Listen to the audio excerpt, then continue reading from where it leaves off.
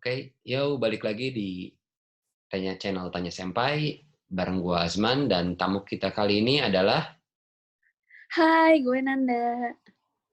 oke langsung aja ya Nan, kita mulai. Bisa tolong perkenalkan diri? Gue Nanda, sekarang kerja di Jepang udah 3 tahun, masuk tahun keempat. Ya, gitu. Boleh tahu kerjanya ngapain? Jadi tuh 3 tahun pertama gue kerja di sini jadi electrical engineer, terus sekarang pindah ke supply chain management. Hmm. Itu electrical engineering kegiatan sehari-harinya ngapain tuh? Jadi tuh gue dulu kerja di sini pertama kali tuh 1 tahun kayak manajemen trainee gitu. Jadi gue keliling tuh ke departemen electrical, mechanical, sama assembly. Itu selama setahun, kurang lebih setahun lebih dikit.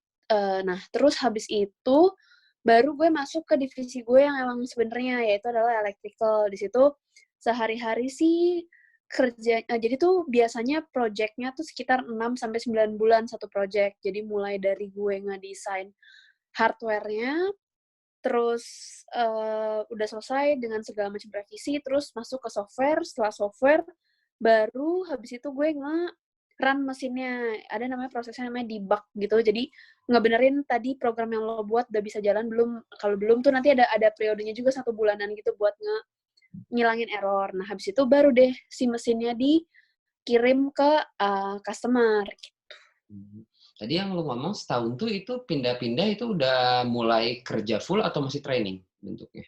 Itu OJT gitu. Jadi trainee tapi on job gitu. Jadi gue masuk ke dalam proyek yang lagi berlangsung saat itu. Jadi gue ngebantuin waktu itu yang paling lama tuh assembly gitu 6 bulan. Jadi gue masuk ke berbagai macam project, terus ngebantuin tim assembly-nya gitu. Kayak gue di-assign satu mesin kecil, itu gue yang nge apa sih nge-assembly si mesinnya kayak gitu. Hmm. Itu ilmu yang dulu waktu lu belajar di kampus sama yang waktu di kerjaan itu nyambung banget gak sih? Menurut gue sih nyambung banget electrical-nya ya. Terus tapi assembly dan mechanical-nya pun mirip juga gitu karena emang pakai ini juga kan ilmu si tekniknya juga gitu kayak gue kayak harus inget lagi dulu termo tuh kayak gimana sih prinsipnya kayak gitu gitulah pokoknya. Hmm. Itu lu ceritanya bisa sampai kerja di yang perusahaan sekarang gimana tuh? Jadi dulu pas lulus dari kampus gue itu lihat dari websitenya kampus terus ada pengumuman opening kantor-kantor di Jepang, bukan cuma kantor gue doang, ada berbagai perusahaan Jepang. Terus gue apply di situ dan emang syaratnya tuh waktu itu nggak ada bahasa Jepang, jadi tapi untuk engineer doang ya. Kalau kayak posisi bisnis, pokoknya selain engineer tuh ada syarat bahasa. Nah, gue kan emang daftarnya yang engineering, jadi nggak ada syarat bahasa. Terus gue apply, sih udah deh proses, terus kesini. Hmm. Itu perasaan lu waktu awal-awal kerja di sini gimana? Sejujurnya sih berat banget. Kayak menurut gue 1 tahun pertama tuh kayak super berat banget sih, karena mungkin tadi gue bilang nggak ada syarat bahasa, tapi kayaknya mungkin ini ada miss antara dari program. Jadi kantor-kantor Jepang itu make third party gitu, kayak HR agency gitu. Nah, si HR agency inilah yang mengurus gue dari awal apply sampai akhirnya datang ke Jepang sini. Nah, dia juga yang apa ya, kayak memberitahu bahwa nggak ada syarat bahasa gitu. Dan itu pun dari kantornya kayak gitu. Tapi kenyataannya kayaknya ekspektasi antara kantor, definisi antara kantor dan si HR agency ini tuh beda, kayak, oh nggak ada syarat bahasa, tapi kalau si HR ini tuh seakan-akan kayak lo emang bener-bener nggak usah pakai bahasa Jepang. Sementara kalau kantor definisinya adalah lo nggak perlu punya sertifikat, tapi at least lo bisa survive kayak gitu loh.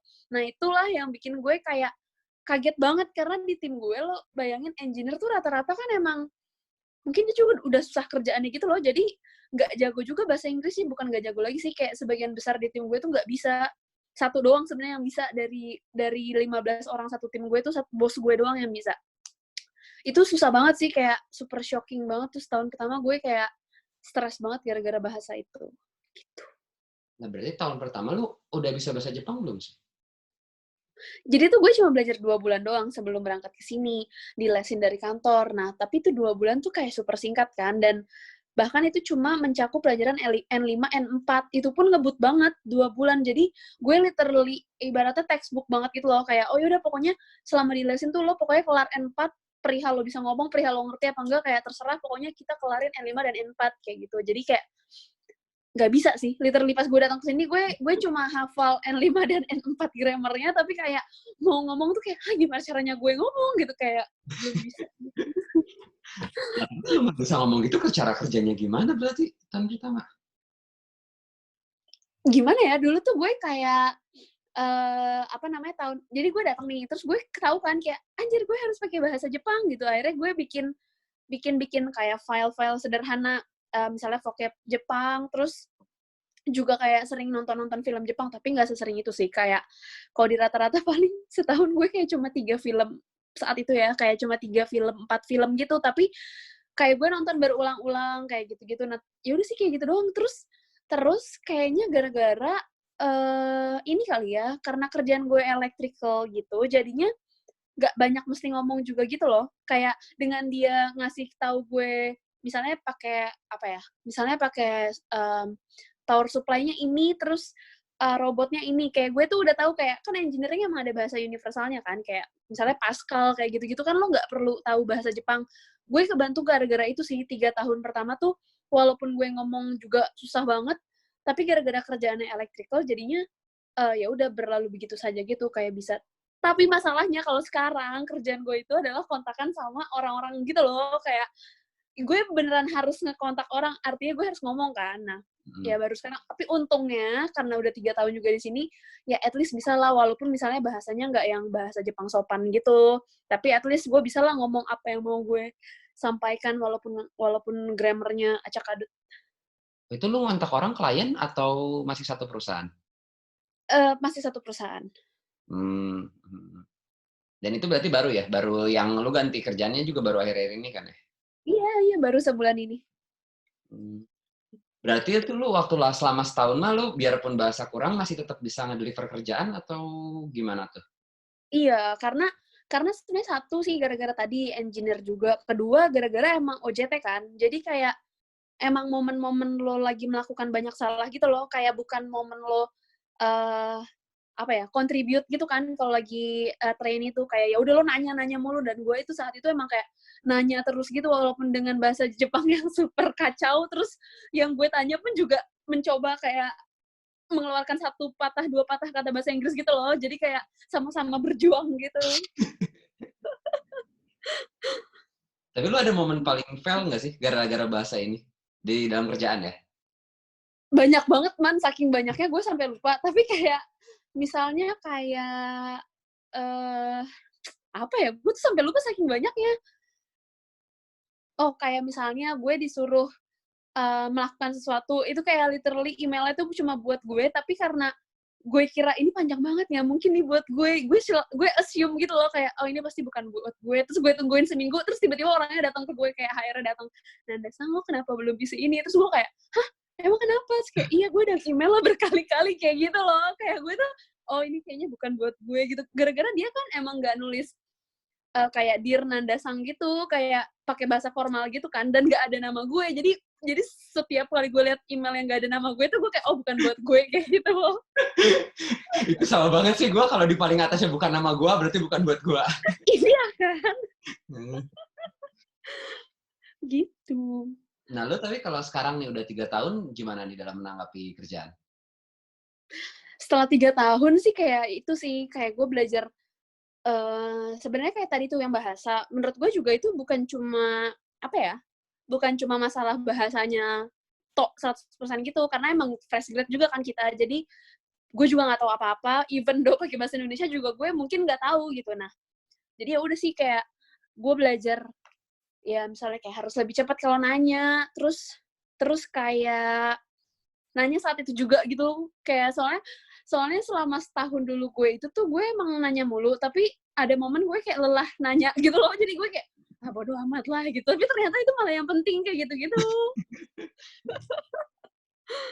Berarti lu itu emang di-provide belajar atau lu selama 3 tahun nyuri-nyuri waktu belajar? Jadi gue tadi kan lesin tuh di Indonesia 2 tahun, 2 tahun, 2 bulan, terus nggak dilesin, terus gue udah frustrasi. Akhirnya tahun lalu setelah 2 tahun di sini, tahun lalu gue minta lagi, lesin lagi dong. Akhirnya gue dilesin lagi kayak total 100 jam pelajaran itu berarti kayak mungkin kalau sehari 8 jam artinya sekitar 10 hari. Kayak equal to 10 hari. Pokoknya 100 jam pelajaran gue dikasih lagi tahun lalu. Itu di jam kerja atau lo beres kerja atau sebelum kerja? Jadi ada di jam kerja, ada yang nggak di jam kerja. Dari 100 itu yang di jam kerja 30, 70-nya online, malam-malam. Kalau itu lu keadaan kantornya gimana sih secara sosialnya? Jadi kayak kalau gue yang kemarin karena di pabrik ya, awalnya sih dulu sih gue mikirnya gila banget nih orang Jepang kayak gini. Ternyata setelah dalam 3 tahun itu gue nanya ke teman-teman gue juga yang di pabrik tuh nggak jauh beda sebenarnya sama di Indo pun. Jadi kayak karena isinya itu tadi engineer bapak-bapak tua, terus kayak bukan yang kayak hahaha yang seru gitu. Jadi kayak kaku di dalamnya, diem semua orang, terus kayak pokoknya ngomong tuh literally gue bisa dihitung. Gue pernah bahkan literally hitung dari 10 jari gue tuh nggak habis dalam sehari gue ngomong, kayak literally cuma 5 kali doang gue mengeluarkan kata gitu loh, kayak saking sedikitnya komunikasi. Nah, cuma kalau yang dibandingin sama sekarang ini tuh beda banget karena mungkin karena konten kerjaannya juga beda kan, jadi harus ngomong terus sama orang. Literally kita satu tim tuh ngomong terus kayak to the point, kayak berisik banget. Sekarang aja lagi work from home gini tuh tim kantor gue tuh berisik banget, kayak wah semua orang ngomong dan semua orang tuh kayak hahaha kita berisik ya kayak gitu. Jadi itu bahas kerjaan doang atau sama ya bahas hari-hari juga biasanya kalau jam kantor? Kalau yang tim yang sekarang tuh ngomong sehari-hari banget juga sih. Kalau yang dulu tuh literally ngomong kerja doang. Jadi nggak terlalu kaku ya yang sekarang ya? Iya, yang sekarang tuh mungkin gara-gara gue tim yang sekarang tuh kebetulan nanganin global gitu, jadi global supply chain gitu, jadinya orangnya mungkin juga udah terbiasa sama orang-orang selain Jepang gitu loh, jadi lebih ramah, fleksibel gitu. Dan sekarang full semua bahasa Jepang? Sekarang bahasa Inggris, jadi gue beruntung banget, jadi sekarang tuh satu tim gue kayak ada 12 orang semuanya bisa bahasa Inggris, jadi gue sehari-hari tuh ngomongnya pakai bahasa Jepang sih, tapi kalaupun gue tiba-tiba pakai bahasa Inggris mereka nggak masalah. Dan yang gue tanganin juga negara lain gitu, cabangnya kantor gue di negara lain, jadi gue pakai bahasa Inggris gitu kalau kontakan. Itu orang asingnya berapa orang di tim? Di tim gue yang dulu dan yang sekarang sama-sama gue doang. Lu sendiri? Gue doang. Itu lu paling selama kerja di sini ada yang titik paling down nggak sih? Yang kayak lu apa ya? Itu kan lu berarti sendiri di culture yang baru kan? Ada titik lu yang paling nyerah gitu nggak? Gue tuh kayaknya paling mau nyerah tuh sekitar tahun 2018 sih. Kayak setelah setahun di sini, kayak setahun itu kan berat banget tuh, tapi 2017 kali ya. Pokoknya kayak 2017 akhir, saat-saat lo datang ke Jepang, itu tuh gue lagi super duper down banget gara-gara kayak gue kesusahan konten kerjaan. Itu satu masalah. Kedua, bahasa. Ketiga, sepi kan, kayak maksudnya mau ketemu sama teman-teman pun ya paling weekend kan, dan weekend pun nggak bisa selalu gitu karena gue juga nggak di kota besar gitu, maksudnya gue effort gitu ke sana, effort dan tenaga dan uang segala macam kan, kayak gitu sih. Itu berat banget sih, kayak gue to the point kayak gila gue salah nggak sih ngambil keputusan kayak gitu. Terus itu gimana? Ya udah, nah tapi kayak jadi tuh gue setahun 2 tahun pertama tuh sampai enggak deh, pokoknya 2017 2018 tuh gue selalu kayak apa gue pulang aja ya kayak gitu. Nah cuman karena gue pikir kan gue emang engineering kan, dan project-nya tuh emang panjang gitu loh man, jadi kayak satu project tuh misalnya 9 bulan, kayak 10 bulan, kayak paling pendek 6 bulan gitu. Jadi kayak gue ngerasa sayang banget kalau gue udah jauh-jauh ke sini tapi gue nggak menyelesaikan project gitu loh. Nah tapi tuh setahun pertama kan gue tadi kan yang gue bilang OJT itu kan, jadi setahun pertama gue belum masuk ke project elektrik dong, kayak gue masuknya ya ke yang assembly elektrik, gue masuk yang bantu-bantuin doang gitu loh, yang mudah-mudah. Nah, jadi at least berarti gue harus bertahan setahun tuh buat OJT kan. Terus untuk gue bisa merasakan project elektrik, berarti gue harus at least setahun lagi dong, biar gue bisa nyelesain satu project yang tadi kayak 6 bulan, 9 bulan itu kan.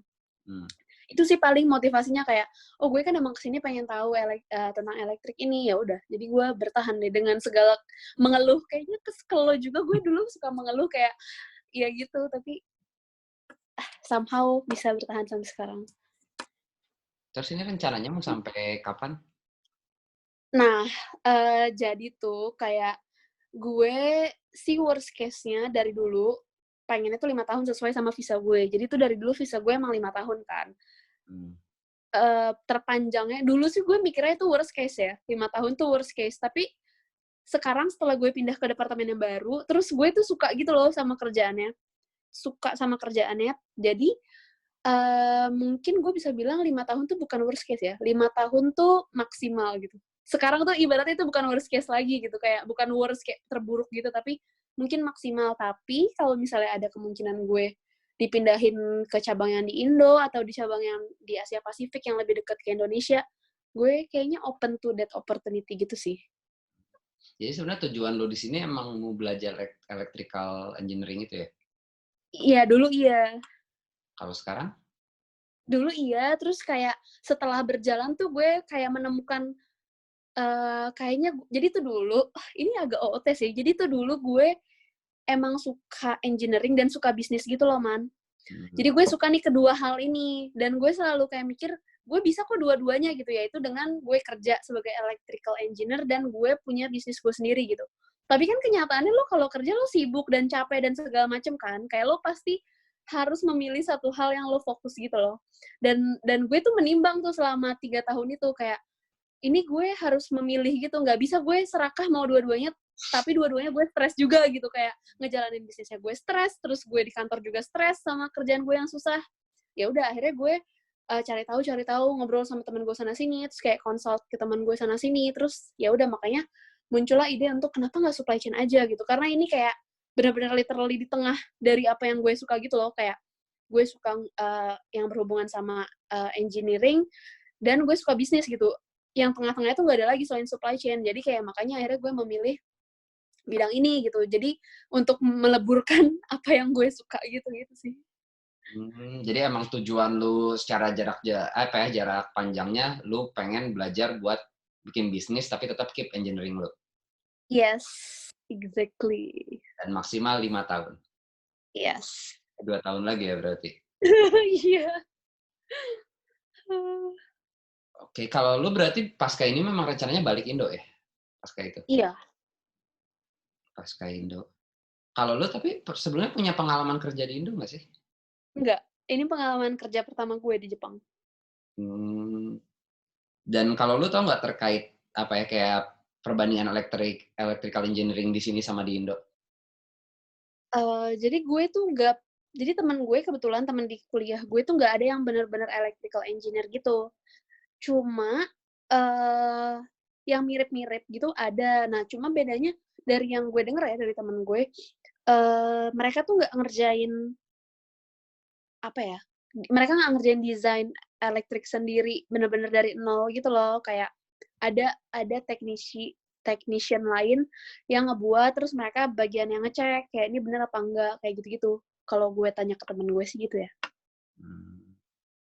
Jadi ini paling pertanyaan terakhir, kalau lu ada saran atau ya pesan gitu buat orang yang kayak dia engineer juga, electrical engineering juga, dan dia pengen kerja di Jepang, ada tips-tips gitunya nggak? Paling menurut gue kalau emang dia udah electrical engineer, berarti kan dia ibaratnya bukan fresh grad lagi ya kalau dia kesini. Buat yang fresh grad dulu deh, buat yang fresh grad Fresh grad lulus dulu. di sini. Kalau misalnya lo fresh grad, terus lo datang ke sini mau jadi engineer sih menurut gue, pastiin tadi yang bahasa tadi itu, kayak karena gue belajar dari kesalahan gue gitu, kayak walaupun gue nggak ada syarat bahasa, tapi ternyata kan gue harus pakai bahasa, dan itu kayak tiring banget sih. Itu. Kedua, lo juga mesti tahu, apa namanya, scope kerja lo tuh apa gitu, kayak misalnya electrical, tapi electrical-nya tuh apa, karena gue dulu tuh gue polos aja kayak, ya udah gue pokoknya maunya electrical terus gue ngerjain PLC. Jadi gue nggak mikirin apakah gue bagian yang ngebikin mesin atau ngebikin produknya. Itu kan beda kan? Itu dua hal yang beda kan? Nah, dan skill yang lo perlu juga beda gitu. Kayak misalnya lo mau electrical yang bikin produk, mungkin lo harus tahu misalnya lo bisa pakai apa tuh namanya, Arduino misalnya, kayak gitu-gitu loh. Sementara kalau gue kan bikin mesin kan, jadi gue nggak pakai Arduino, gue beneran pakai PLC dan Visio dan misalnya kalau mekaniknya pakai AutoCAD yang gitu loh. Jadi emang ngebikin skalanya besar kan, soalnya mesin kan gede kan dimensinya. Tapi kalau produk kan lo harus pakai software-software yang emang khusus buat produk gitu. Gitu. Kalau yang itunya dari Jepang sendiri yang kayak kasarnya, kalau mau ke Jepang apa gitu yang bakalan lu dapet banget dari Jepangnya apa dan kayak cons-nya apa itu bisa lu terain dikit nggak buat kayak orang yang dia juga mau kerja sini sebelum kerja sini masih mikir kayaknya gue pengen ke Jepang nih.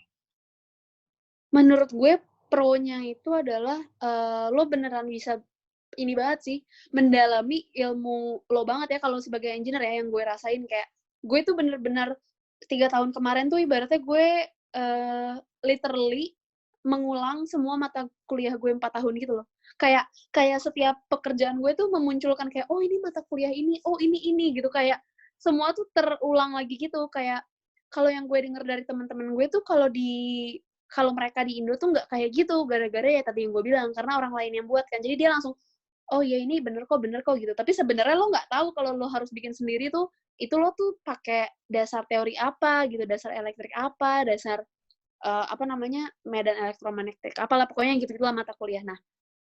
Nah, jadi pro-nya adalah lo bisa belajar bener-bener ngulitin dulu lo kuliah tuh belajar apa aja tuh bisa. Tapi cons-nya adalah, cons-nya apa ya? Kalau secara engineering-nya gue nggak ngerasa ada cons-nya sih, Man. Kayak, ya udah positif aja, cuma cons-nya ya paling yang tadi, kayak bahasa gitu-gitu. Tapi kalau tergantung maksudnya kalau kita ngomongin secara engineering-nya menurut gue fine-fine aja sih so far selama gue 3 tahun kemarin. Oke deh, terima kasih atas waktunya Mbak Nanda dan sampai berjumpa lagi di episode selanjutnya. Bye. Bye. Oke.